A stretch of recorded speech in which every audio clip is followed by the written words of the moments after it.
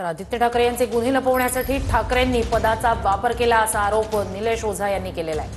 आदित्य ठाकरेंना वाचवण्यासाठी उद्धव ठाकरेंकडून प्रयत्न केले गेले, उद्धव ठाकरे देखील आरोपी आहेत असं ॲडव्होकेट निलेश ओझा यांनी म्हटलंय। तर आदित्य ठाकरे खोटं बोलतायत असंही निलेश ओझा यांचं म्हणणं आहे।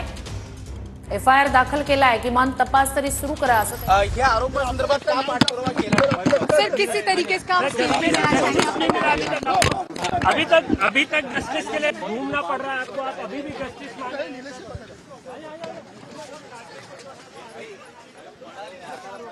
वो अभी नहीं बोलेंगे।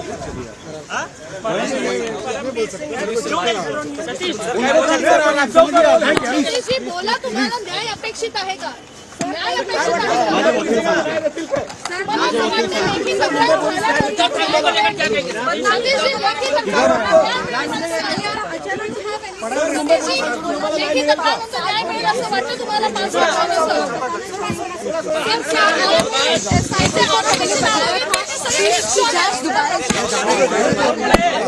सिग्नेचर करके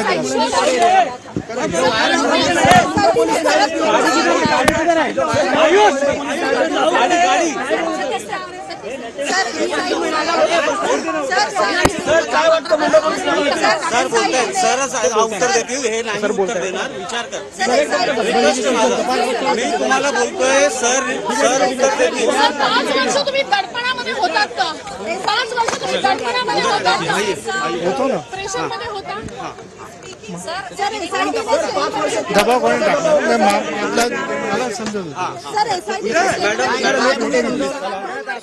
स्टेटमेंट घेतलं होतं, एसआयटीने 2 वर्षापूर्वी स्टेटमेंट घेतलं होतं। हो घेतला होता। आयुक्तांशी काय बोलणं झालं? तुम्ही काय मागणी केली आहे? पोलिसांपुढे काय मागणी केली आता तुम्ही?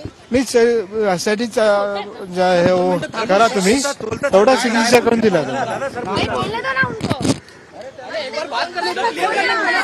अभी बात कर रहे हैं यार। अरे यार मेरे को चक्कर आ रहा है यार, तुम लोग प्लीज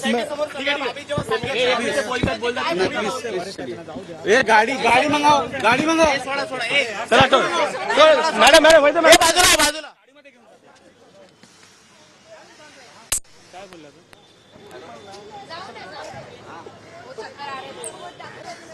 सालियान यांनी म्हटलेलं आहे।